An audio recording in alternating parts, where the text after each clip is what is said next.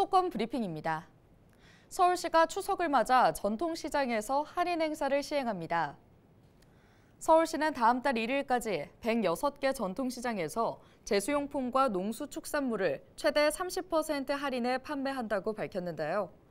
또 시장별로 일정 금액 이상 구입하면 온누리 상품권과 사은품을 증정한다고 덧붙였습니다.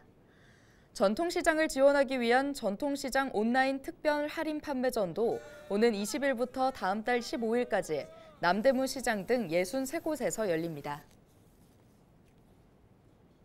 서울시가 내년도 생활임금을 시간당 11,436원, 월 239만 원 수준으로 확정했습니다. 내년도 생활임금은 올해 생활임금 11,157원보다 2.5% 오른 것이며 내년도 최저임금 9,680원보다 1,576원 높은 수준인데요. 확정된 서울시 생활임금은 내년 1월 1일부터 1년간 적용되며 적용 대상은 서울시를 비롯해 시 투자출연기관 소속 직접 고용 노동자, 서울시 투자기관 자회사 소속 노동자 등 15,000여 명입니다.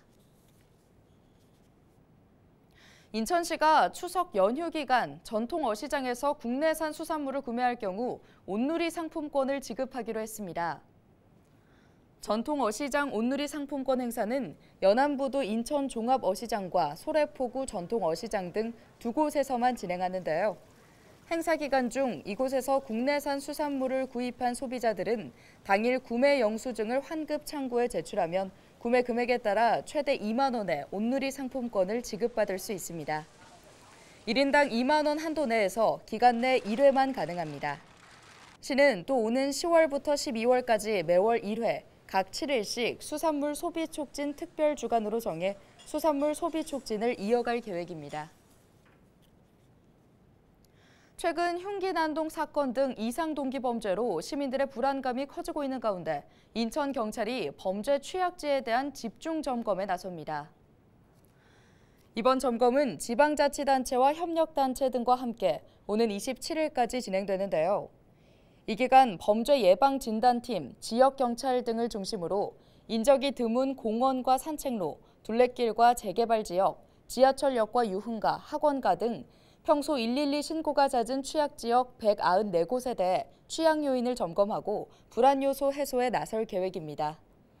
또 경찰 기동대, 수사, 형사, 교통 및 지역경찰 등 일일 평균 690명의 경찰관을 집중 투입하고 두 차례에 걸쳐 지자체와 자율방범대 등 협력방범단체 160명과 함께 이상 행동자와 흉기 소지 의심자에 대한 선별적 불심 검문도 진행할 방침입니다.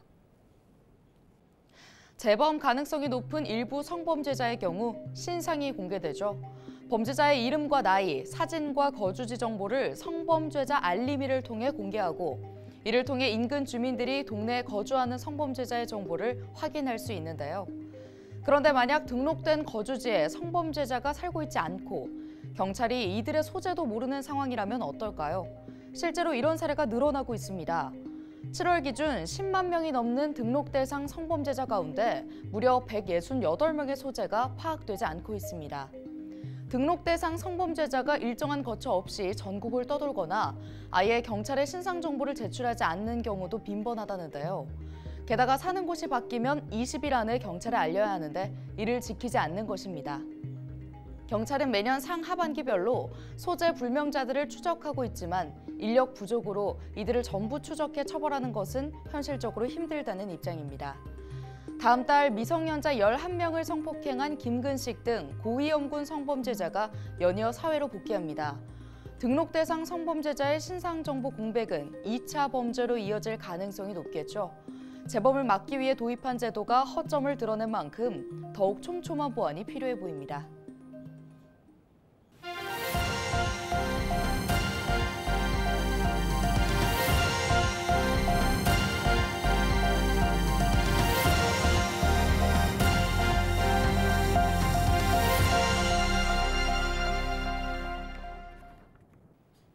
지금까지 수도권 브리핑이었습니다.